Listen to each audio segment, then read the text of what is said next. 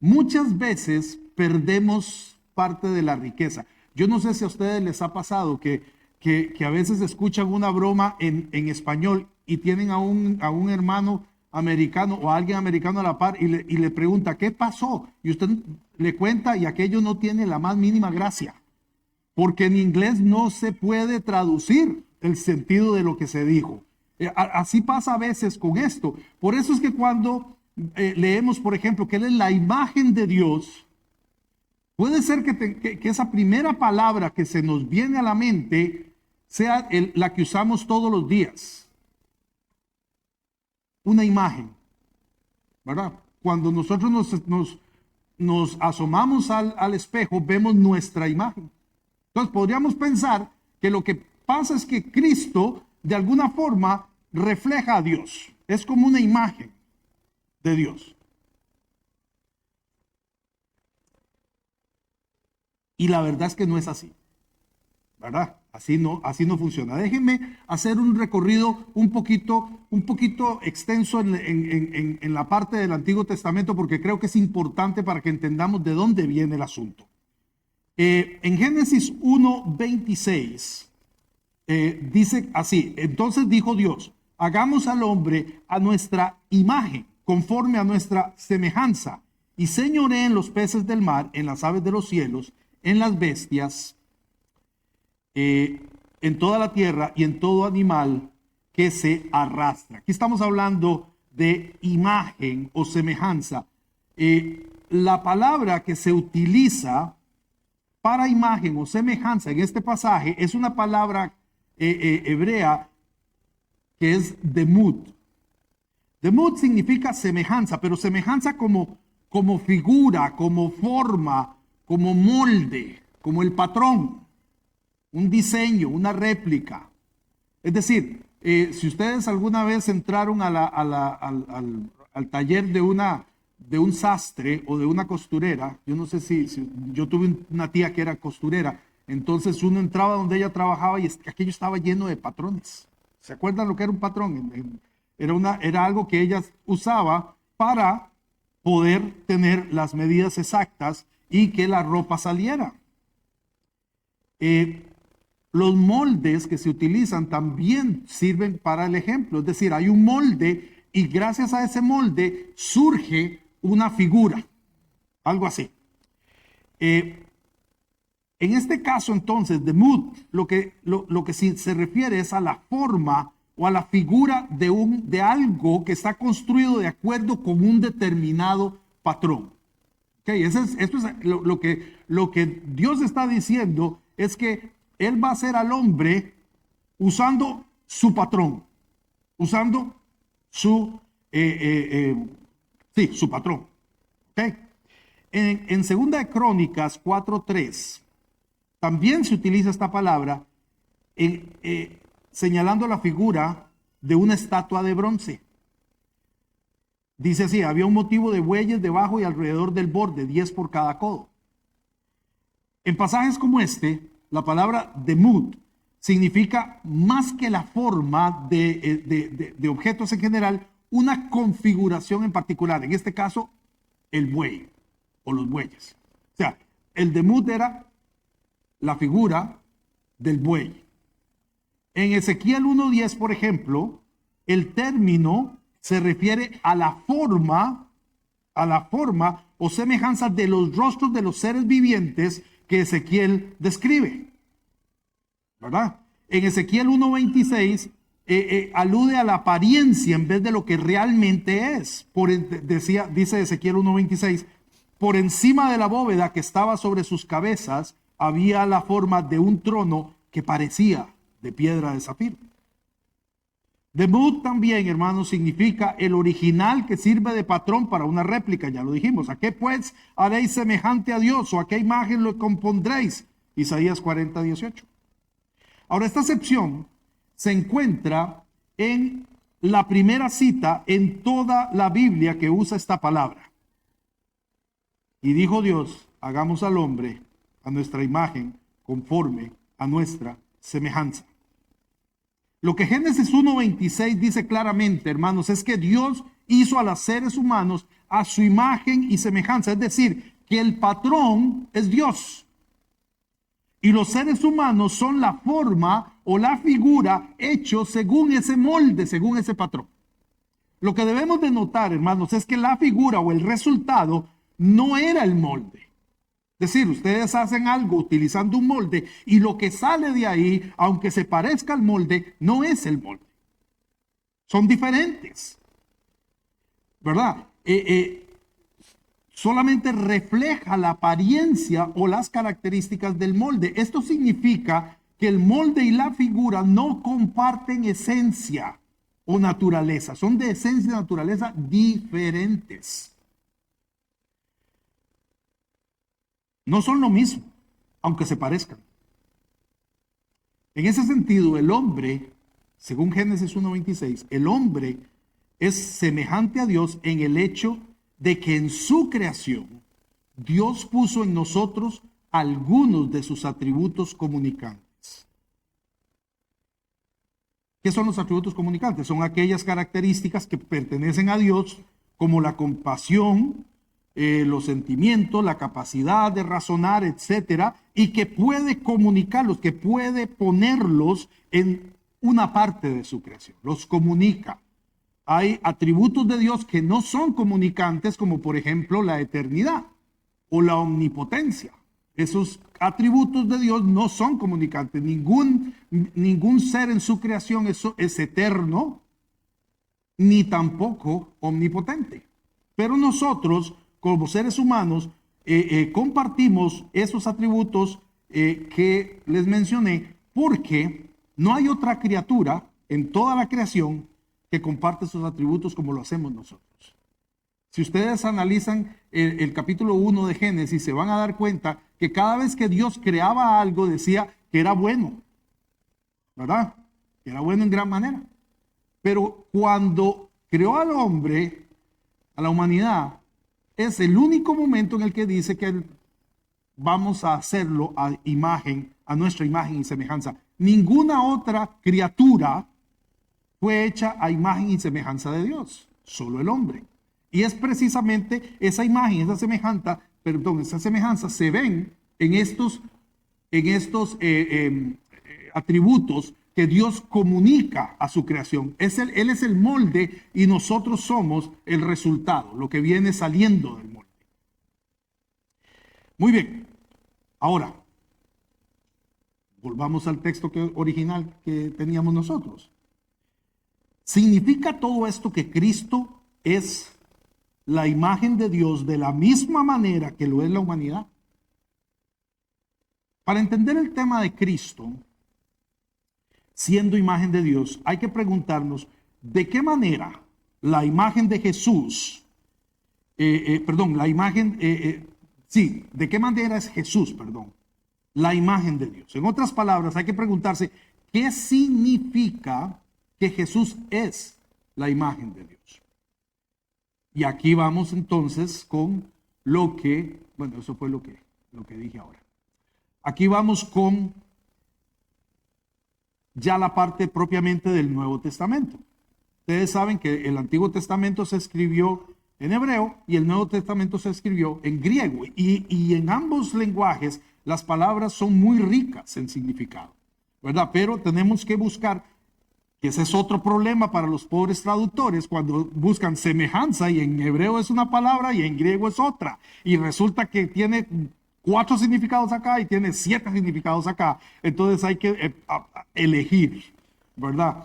Entonces, ¿cuál es la palabra que utiliza el Nuevo Testamento para hablar de Cristo como la imagen?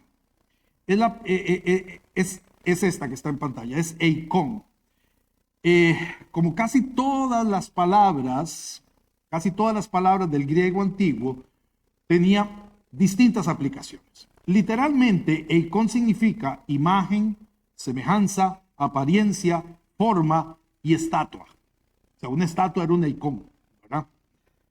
En su uso cotidiano, podía ser usado para describir la imagen en una moneda. ¿Han visto ustedes? Aquí nosotros tenemos también en nuestras monedas, tenemos imágenes ahí, ¿verdad? De algunas personas, de algunos expresidentes, etcétera. Eso también era un eicón. Y también el reflejo en un espejo. Es decir, todas esas cosas podían ser o significaban eicón. Era a lo que se le aplicaba eicón en el uso diario. Pero los escritores bíblicos la usaron para referirse a algo mucho más profundo, que estaba relacionado con la sustancia o con la esencia. 1 Corintios 15:49 habla de la humanidad como portadora de la imagen de Adán. 1 Corintios 11:7 habla del hombre como imagen de Dios. Estos usos no implicaban en ninguna manera la perfección de la imagen. Es decir, la imagen, aunque presentaba muchas de las características del objeto que reflejaba, seguía siendo una representación imperfecta. Los espejos que tenemos nosotros ahora son muy buenos, muy buenos. O sea, nos vemos y lamentablemente son demasiado buenos. Nos vemos todo. Pero en la época de Pablo había espejos, pero no eran como los de ahora. Era más un asunto de algunos metales que se pulían muchísimo para que la gente pudiera reflejarse. Pero el reflejo que se veía era imperfecto. Por eso él lo dice. Él dice, nos vemos como por imagen, como en un espejo, de manera imperfecta, pero cuando Él venga nos veremos de manera perfecta. Esa es la idea. Pero en este uso del hombre como portador de la imagen de Adán o el hombre como imagen de Dios, es exactamente esto. Es como el reflejo de los espejos antiguos. Se ve algunas cosas, pero están medio borrosas, están medio feas. Era imperfecto, en otras palabras. Ahora, cuando el concepto de imagen se aplica a Cristo, con relación a Dios el Padre, desaparece la imperfección y da paso a una representación perfecta. Cristo representa de manera perfecta a Dios, pero, y aquí está el detalle, esto solo es posible si la representación y el representado son idénticos en todos los aspectos de su esencia y sustancia. Si ustedes mañana hacen una estatua del pastor y la ponen allá afuera, por más que la estatua se parezca al pastor, no es el pastor. Son diferentes. Es una imagen del pastor, pero es diferente. Y probablemente la estatua tenga algunas cosas que lo reflejan bien y otras no. Pero lo importante acá es que por más que se parezcan, uno es de carne y hueso, uno tiene una esencia y el otro no, el otro es de piedra o de madera o de lo que sea que se haga, y aunque se parezcan no son lo mismo. Cuando hablamos de Cristo siendo la imagen de Dios, lo que estamos diciendo es que esta imagen es idéntica a lo que refleja. Ahí se usa la palabra de otra manera. Se le da un énfasis diferente a esta palabra. Jesús le dijo a Felipe en Juan 14:9 que el que le había visto a él, había visto al Padre. En otras palabras, a Dios. Pero afirmar esto significa decir que Jesús es Dios. No solamente una imagen de Él, no solamente un reflejo de Dios, sino un ser que comparte la misma naturaleza divina. Esto fue lo que produjo la indignación de los religiosos de su época, hermanos, por lo que quisieron apedrearlo y por lo que se le acusó ante Pilatos. Fue por hacerse igual a Dios. Hoy en día, hermanos, la idea de que Jesús es Dios es una de las más combatidas por grupos religiosos en el mundo como el Islam, el judaísmo, los testigos de Jehová o los mormones, entre otros. Todos ellos tienen en común que niegan la divinidad de Cristo. Todos. todos. Destruir la divinidad de Jesús destruiría las bases de la fe cristiana. Si Jesús no es Dios, nosotros estamos perdiendo el tiempo. Y lo vamos a explicar mañana. ¿Por qué? Pero es absolutamente indispensable para nuestra fe que Cristo sea Dios. No un simple buen profeta, un gran hombre, un tremendo líder, no, nada de eso. Tiene que ser Dios o la fe cristiana no tiene ningún sentido. ¿Qué dice la Biblia sobre esto? Lo primero que tenemos que analizar es si la Biblia sostiene que Jesús tenía atributos que solo corresponderían a Dios. Para empezar, Juan 1:1, en el principio era el verbo, y el verbo estaba con Dios, y el verbo era Dios. Colosenses 1:17, y Él es antes de todas las cosas, y todas las cosas en Él subsisten. Lo leímos ahora. Juan 8:58, Jesús les dijo, de cierto os digo, antes que Abraham fuese, yo soy. Y Apocalipsis 1:8 dice, yo soy el alfa y la omega, principio y fin, dice el Señor, el que es y que era y que ha de venir, el Todopoderoso. Yo quiero que vean que he puesto las fechas en que se escribieron aproximadamente los libros que contienen estas citas, porque es importante para algo que vamos a decir ahora un poquito más adelante. Ahora, estos 4 versos declaran que Jesucristo es eterno, y ese es un atributo que solo corresponde a Dios, porque eternidad no es simplemente no dejar de existir. Los ángeles no pueden morir, pero no son eternos, ¿verdad? La diferencia entre ser eterno o inmortal es que lo que es inmortal tuvo un principio, lo que es eterno no lo tuvo. Entonces, Jesús no solamente es inmortal, Jesús es eterno. Y el único que es eterno, según la palabra de Dios, es Dios.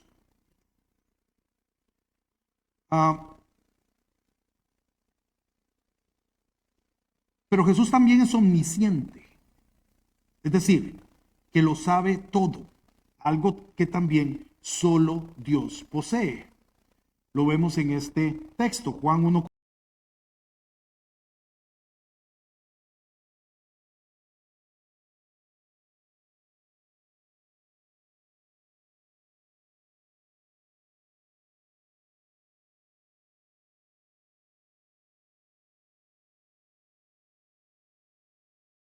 Hombre, pues él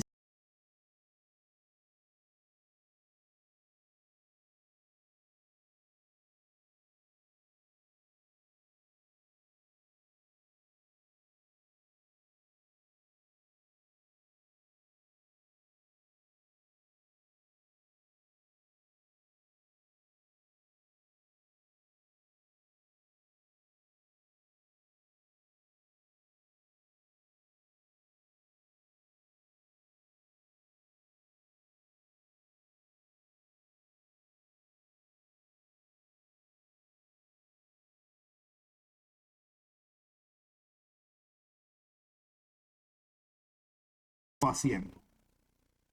Y lo vamos a demostrar.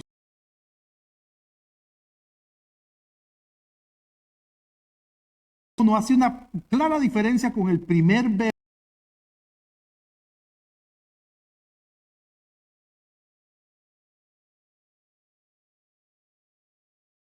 Ya existe. Hablar de algo diferente a la creación, porque Génesis 1:1 empieza diciendo, en el principio creó Dios los cielos y la tierra, y empieza a describir cómo fue la creación. Juan dice, en el principio era el verbo. Y lo que voy a hacer acá es hablar de este verbo, ¿verdad? Génesis dice que, ya le dije, que en el principio Dios creó los cielos y la tierra, pero con esta frase del verso 1, Juan afirma que lo que él llama el verbo no fue parte de esa creación, sino que es anterior a ella. Este verbo es preexistente, es decir, no creado. ¿Okay? Juan hace algo radical en su evangelio, personifica al verbo y lo diviniza. En el principio era el verbo, y el verbo estaba con Dios, y el verbo era Dios. Aquí es donde se empieza, hermanos, a trazar todo lo que va a ser la posición del Evangelio a través de todas sus páginas. Este verbo, esta persona, es Dios. No es una simple razón universal como una lógica, que era lo que creían los griegos. Ni tampoco es solo la sabiduría de Dios, que era la posición de los judíos. Este verbo es realmente Dios. La frase estaba con Dios podría traducirse, póngame atención aquí con esto, hermano, porque esto es importante. La frase estaba con Dios no es solamente estar como que, bueno, aquí, ¿dónde estabas? Estaba en la iglesia. Significa que estaba en un lugar, o sea, que mi presencia estaba ahí. Estar con Dios podría sonarnos a nosotros algo así como que Dios está aquí y yo estoy ahí a la par de él, ahí, como puntito. En realidad, era como que el verbo estaba cara a cara con Dios, frente a frente. Aquí la cosa es aún más clara. O sea, no solo el verbo es Dios, sino que es una persona diferente de lo que los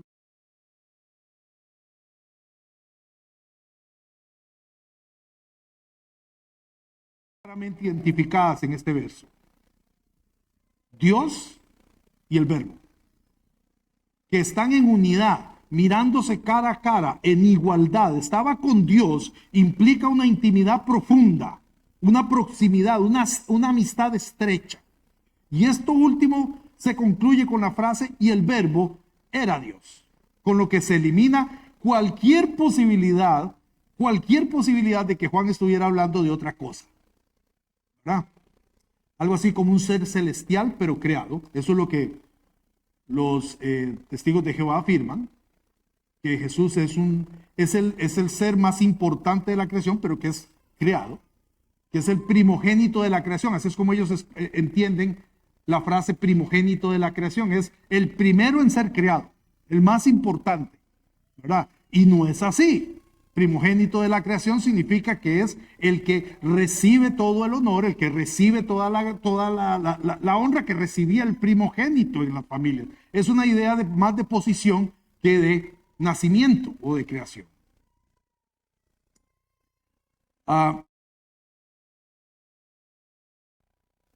Dije que eliminaba esa idea de que fuera un ser creado. Juan no deja lugar a dudas en ningún momento. El verbo del que él habla es Dios mismo. Esta declaración, hermanos, hace igual en esencia a ese verbo con Dios, no hay inferioridad. En el original griego se usa una forma de énfasis que ponía el predicado antes del sujeto en la oración. Esto lo que quiere decir es que la frase original es y Dios era el verbo, no y el verbo era Dios. En el original es y Dios era el verbo, ¿verdad? Es poner hacer esa construcción gramatical de la frase, lo que hacía era crear un énfasis. Vean lo que les estoy diciendo, esto es muy importante, ¿lo ven? Por eso lo pongo así. Y Dios era el verbo. Para confirmar lo que acaba de decir en 1:1, y esto es tremendo, Juan afirma en el verso 3 de Juan 1 que todas las cosas fueron creadas por el verbo. Todas. Y esto nos lleva de nuevo a Génesis 1:1, que dice que fue Dios el que creó los cielos y la tierra. Entonces, ¿qué es lo que hace Juan? Juan habla del verbo en el principio, toma el inicio de todas las cosas, dice que ese verbo es Dios y que además este verbo es el creador. Aquí no hay ya ninguna forma de que alguien pueda interpretar otra cosa. Si todas las cosas llegaron a existir a través de, debido a, por medio de, como consecuencia de este verbo, el verbo es el creador de todo el universo. Pablo, unos 15 o 20 años antes de que Juan escribiera este evangelio, había declarado esto mismo en Colosenses 1:15 al 20, que es el pasaje del día de hoy. Pablo hace una lista corta de las cosas que Cristo creó, diciendo que son todas las que hay en los cielos y en la tierra, visibles e invisibles, lo cual incluye las cosas materiales y las espirituales. El autor de Hebreos, en la misma época, déjenme para ir poniendo, el autor de Hebreos, en la misma época que Colosenses, que es alrededor del año 64 a 68 después de Cristo, dice en Colosenses 1, del 1 al 2, que en estos postreros días, Hebreos 1, del 1 al 2, que en estos postreros días Dios ha hablado por el Hijo, por quien hizo el universo. Esta frase usa las mismas palabras de Juan 1:3, de manera que la mejor forma de leerlo sería: por medio de él hizo el universo, por medio de Cristo. Pero hay más declaraciones bíblicas sobre la divinidad de Cristo. Por ejemplo, Romanos 9, del 3 al 5, dice así: porque yo deseara yo mismo ser anatema, separado de Cristo por amor a mis hermanos, los que son mis parientes según la carne, que son israelitas, de los cuales son la adopción, la gloria, el pacto, la promulgación de la ley, el culto y las promesas, de quienes son los patriarcas y de los cuales según la carne vino Cristo, el cual es Dios sobre todas las cosas, bendito por los siglos. Amén. Está en Romanos en el año 57 después de Cristo. Tito, alrededor del 62 y 64, en el capítulo 2, verso 13, dice: aguardando la esperanza bienaventurada y la manifestación gloriosa de nuestro gran Dios y Salvador Jesucristo. Y Pedro, en segunda de Pedro, capítulo 1, verso 1, dice: Simón Pedro, siervo y apóstol de Jesucristo, a los que habéis alcanzado por la justicia de nuestro Dios y Salvador Jesucristo, una fe igualmente preciosa que la nuestra. Todas estas, hermanos, son declaraciones que se llevan a cabo por los escritores del Nuevo Testamento después de la muerte y resurrección y ascensión de Cristo. Es decir, desde el momento en que la iglesia empezó a expandirse. ¿Verdad? ¿Por qué digo todo esto? Porque esto es muy importante. Si vieron las fechas de los textos que dimos antes y las fechas de estos textos, podemos ver que la idea de que el Cristo, de que este verbo de Juan era Dios mismo y que había sido el creador de Génesis, ya era una idea aceptada y que se enseñaba en la iglesia del siglo I. En la segunda mitad del siglo I, entre el año más o menos 30 hasta el año 90 y un poquito más, la iglesia enseñó que Jesús era Dios. Lo enseñó, lo creía y lo enseñó. ¿Por qué es importante esto? Porque ustedes se van a encontrar, como me he encontrado yo, gente que les dice que el tema de la divinidad de Cristo fue introducido allá por el año 325 en el Concilio de Nicea.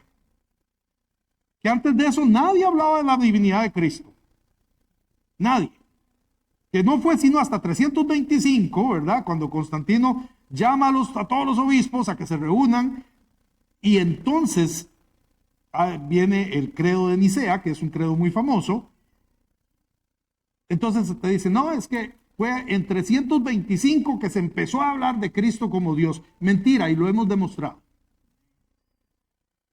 250 años antes ya habían cartas y textos por todo el mundo conocido afirmando la divinidad de Cristo. 250 años antes del Concilio de Nicea. También encontramos referencias a la divinidad de Cristo en el Antiguo Testamento. 700 años antes de la encarnación de Jesús, el profeta Isaías vio el nacimiento de un niño que sería Dios en la tierra, Dios con nosotros. Este texto es muy famoso. Yo estoy seguro que ustedes lo han leído muchas veces en Navidad. Dice: porque un niño nos es nacido, hijo nos es dado, y el principado sobre su hombro, y se llamará su nombre admirable, consejero, Y pongan atención a estos títulos, a estos nombres, a ese niño que van a ser. Dios fuerte, Padre eterno, príncipe de paz, lo dilatado de su imperio y la paz no tendrán límite sobre el trono de David y sobre su reino, disponiéndolo y confirmándolo en juicio y en justicia desde ahora y para siempre. El celo de Jehová de los ejércitos hará esto. Es decir, que el Mesías, que este niño que iba a nacer, iba a ser Dios en la tierra, es algo que se venía también anticipando desde cientos de años antes del nacimiento de Jesús. Que luego cuando Jesús nace y empieza su ministerio, demuestra con sus actos que Él es Dios, lo demuestra con su boca, lo demuestra con su resurrección, y luego sus seguidores lo enseñaron durante toda la historia de la iglesia. Sabemos que Jesús es Dios, pero, ok, ya sabemos que Jesús es Dios. Entonces, ¿quién era el que caminaba por la tierra? Si era Dios, entonces Jesús no podía sentir hambre, no podía sentir frío, probablemente no tenía ganas de ir al baño, porque es Dios. Él está por encima de todas esas cosas, ¿o no? Dios, ¿cómo va a morir un hombre que es Dios? ¿Cómo va a morir Dios? Esto nos lleva a la humanidad de Cristo.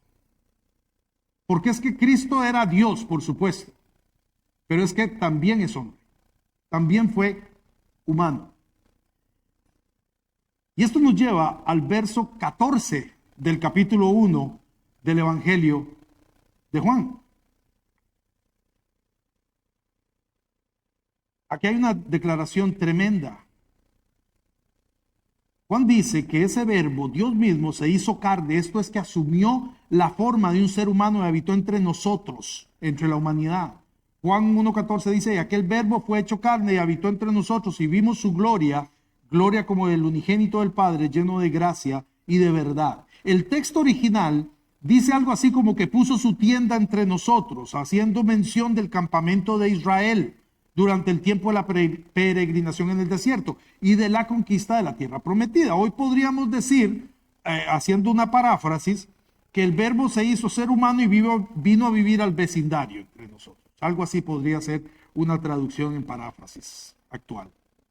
700 años antes, el profeta Isaías había profetizado también esto, cuando dijo que Dios daría una señal. Esto es, la joven, es decir, la virgen, la muchacha que aún no se ha casado, porque en aquellos tiempos una muchacha que no se había casado era virgen.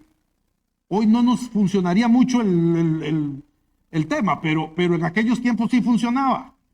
Si alguien decía, la joven, la que no se ha casado, concebirá, todo el mundo decía, uy, pero ¿cómo es posible? Eso es imposible. Isaías 7:14 dice, por tanto el Señor mismo os dará una señal, y aquí que la Virgen concebirá y dará a luz un hijo y llamará su nombre Emanuel. Ahora, Emanuel, hermanos, no es un nombre. No es que Jesús se llamaba Jesús Emanuel o Emanuel Jesús. Emanuel en realidad es una frase, es un, digamos, algo así como un título, como un nombre de Dios. Es una declaración teológica que anunciaba el plan de Dios y que significa Dios entre nosotros. Es decir, que desde 700 años antes ya había un mensaje claro de que Dios más en la tierra. Esto es luego confirmado en el Nuevo Testamento, en el capítulo 1, versos 22 y 23 del Evangelio de Mateo.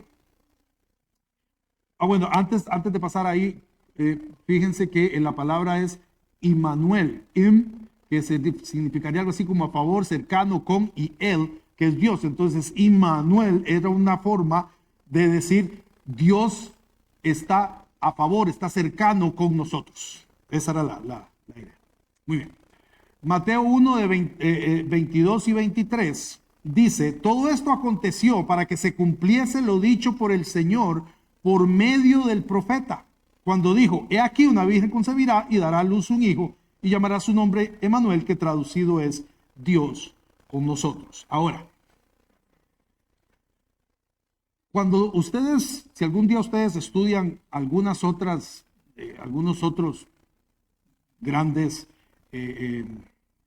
tradiciones religiosas del mundo, y si son como yo y les gustaba la mitología griega, se darán cuenta que en todos estos textos griegos de la religión hindú, por ejemplo, también, y en algunas otras religiones, especialmente orientales, los dioses se materializaban. Es decir, los dioses se aparecían con figura de mujer, con figura de hombre, incluso a veces con figura de animal. Era una manifestación física de los dioses. ¿Fue esto lo que pasó con Jesús? ¿Habrá sido esto algo así como que el Dios de pronto hizo puff y se apareció? ¿Podía haber hecho eso o no? Podía haberlo hecho, pero no lo hizo. A diferencia de todas estas otras tradiciones, estas otras mitologías, el Dios de la Biblia no hace una aparición así de repente. El Dios de la Biblia se encarna. Diferencia. La humanidad de Cristo, hermanos, fue completa.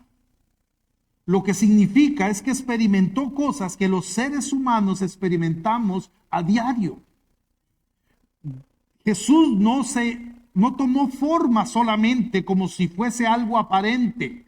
Jesús fue realmente uno de nosotros. Dios se hizo uno de nosotros. Y podemos verlo en estos textos. Juan 4:6, y estaba allí el pozo de Jacob.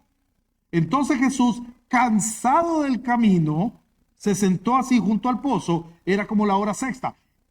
Jesús estaba cansado.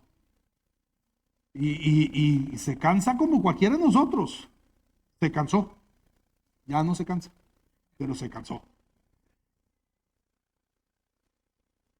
Juan 11:35, que por cierto es el verso más corto de la Biblia, por si no sabían, es el más corto de la Biblia. Jesús lloró. Lloró porque tuvo tristeza. Y la tristeza le provocó llanto. Mateo 4:2. Y después de haber ayunado 40 días y 40 noches, tuvo hambre.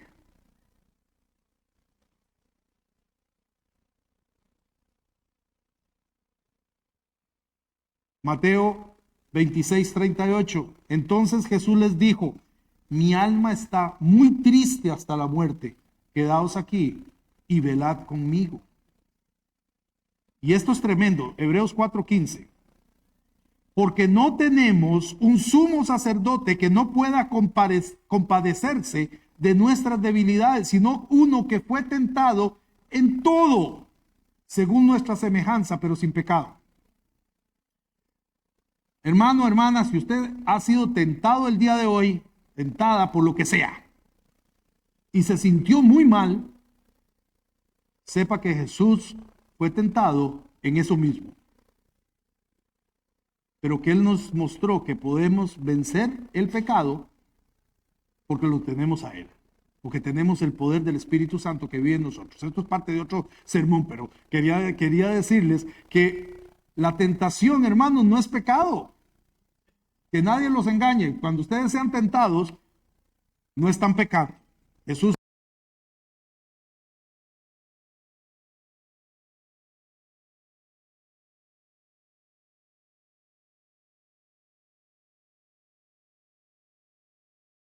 los pájaros hagan nido en la cabeza, estamos en problemas. Muy bien, ahora, ¿cuál es la razón de la encarnación? Ahora sí, ¿por qué Jesús se encarna? ¿Qué necesidad tenía Dios, el Dios del universo, que puede hacerlo todo, que es todopoderoso, que es omnisciente, etcétera, etcétera, que estaba cara a cara con Dios, que creó todo? ¿Por qué tenía que convertirse en un ser humano? ¿Por qué tenía que hacerse un niño y crecer y nacer como cualquiera de nosotros y que lo tuviera que cambiar. Imagínense a que al Dios del universo le cambiaron los pañales. Esto a uno no le entra. Uno piensa en Jesús siempre de 30 años para adelante. Pero piensen en el Jesús de 6 meses, que no podía moverse por sí mismo, que necesitaba de sus padres para poder sobrevivir. ¿Por qué pasó eso? Juan 3, 16, 17 nos da la razón. Porque de tal manera amó Dios al mundo que ha dado a su Hijo unigénito para que todo aquel que en él cree no se pierda, mas tenga vida eterna. Porque no envió Dios a su Hijo al mundo para condenar al mundo, sino para que el mundo sea salvo por él. E Isaías 53, del 5 al 7 y el verso 10 dice: mas él herido fue por nuestras rebeliones, molido por nuestros pecados. El castigo de nuestra paz fue sobre él, y por su llaga fuimos nosotros curados. Todos nosotros nos descarriamos como ovejas, cada cual se apartó por su camino, mas Jehová cargó en él el pecado de todos nosotros. Angustiado él y afligido, no abrió su boca. Como cordero fue llevado al matadero, y como oveja delante de sus trasquiladores, enmudeció y no abrió su boca. Con todo eso, Jehová quiso quebrantarlo, sujetándole a padecimiento. Cuando haya puesto su vida en expiación por el pecado, verá linaje. Vivirá por largos días, y la voluntad de Jehová será en su mano prosperada. La razón, hermanos, es el amor de Dios. Y déjenme desentrañar esto, porque si no queda muy simple. El pecado, hermanos, que separa al hombre de Dios es una muralla. Es un abismo tan grande que es imposible poder cruzarlo por nuestros propios medios. Dios entonces muestra su amor por la humanidad enviando a Jesús, el verbo creador, Dios mismo, dándolo como un regalo para que todo aquel que en él cree no se pierda, sino que tenga vida eterna.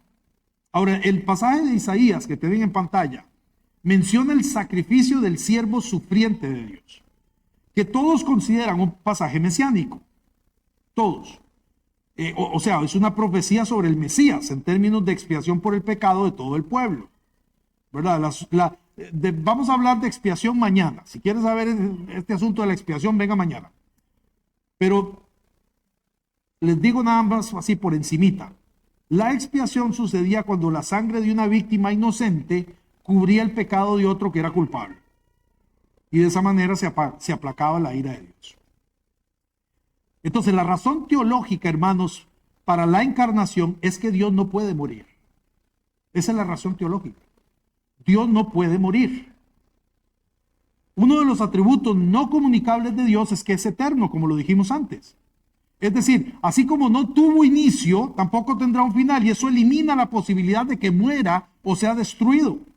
Pero resulta que para que haya expiación del pecado, como acabamos de ver, se requiere la muerte de una víctima inocente. Ningún ser humano que haya vivido después de la caída es inocente. Ninguno. Por lo que no era posible intentar esta opción de que esa víctima fuera un hombre o una mujer. La encarnación soluciona el dilema. Cuando Dios mismo se hace un ser humano sin perder su divinidad y sin heredar la naturaleza pecaminosa de todos los demás seres humanos. El ser que se encarna en María, era un ser humano completo, pero perfecto, como Adán antes de la caída. Y también era completamente Dios. Eso hizo posible que la muerte de Jesús en la cruz como pago del pecado de toda la humanidad realmente fuera efectivo como expiación. A pesar del pecado que había hecho que todos los seres humanos, todos, estuviéramos separados y destituidos de la presencia misma de Dios, con la encarnación vemos que no es la condenación lo que está en el corazón de Dios, sino la salvación. Hermanos, el punto es este. El pecado nos hizo a todos culpables. El pecado hizo que todos nosotros mereciéramos, sin ninguna excepción, pagar el precio. Y el precio del pecado es la muerte. En otras palabras, nadie que haya nacido en esta tierra después de la caída está libre de culpa.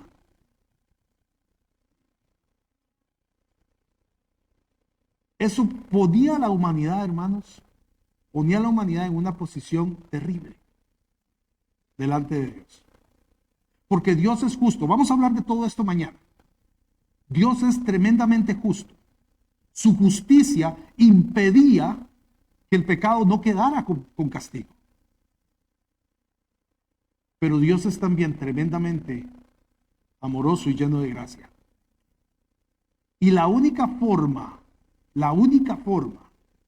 de que su justicia no se viera empañada, no se viera burlada, era que alguien pagara por el pecado.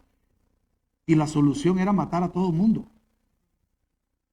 La solución hubiera sido eliminar absolutamente a todo el mundo, porque casi lo hace. Pero hubiera sido dejar hacer tabla rasa y empezar desde cero. Eso hubiera sido la solución legal, justa. Pero Dios tenía otro plan. Y ese plan, hermanos, viene con la humanidad de Cristo, con su doble naturaleza.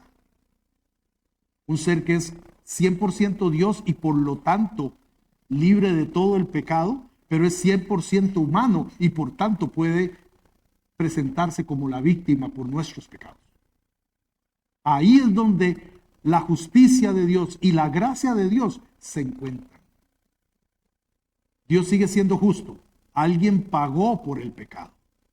Hace poco tuve a un amigo de Costa Rica, vino a visitarnos, y cuando íbamos para mi casa, él no es creyente, siempre terminan haciéndole a uno preguntas, y yo digo, gracias Señor, porque lo tengo aquí encerrado en el carro, no se puede ir para ningún lado. Y entonces, y él empezó la conversación, y yo le dije, dale, pregunta. Y una de las cosas que no podía entender era este asunto del sacrificio de Cristo. Él decía, ¿por qué simplemente no hizo y ya, y nos volvió a todos buenos? Es muy difícil entender este asunto hasta que nos enfrentamos con nuestro propio pecado. Mientras el pecado, mientras la convicción de pecado no esté en nuestro corazón y no entendamos que realmente no somos buenos, que realmente no nos merecemos nada, mientras eso no esté aquí, nosotros no vamos a poder entender este asunto. Por eso, hermanos, cada vez que tengan la oportunidad, expliquen el Evangelio, pero oren para que el Espíritu Santo dé convicción de pecado en el corazón de esa persona. Porque sin la convicción de pecado no hay arrepentimiento. Y sin arrepentimiento no hay fe. Y sin fe no hay salvación.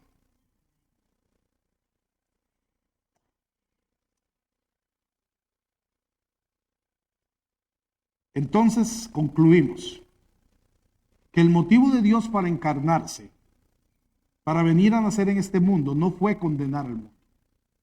El mundo ya estaba condenado, sino más bien que el mundo sea salvo por medio de Jesús, nuestro Dios y Salvador.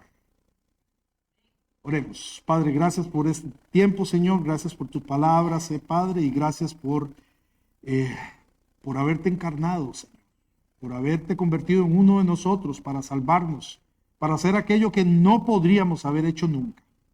Gracias, Padre, te bendecimos. Te damos la gloria y la honra, Señor, que solo tú te mereces. En el nombre de Jesús. Amén. No se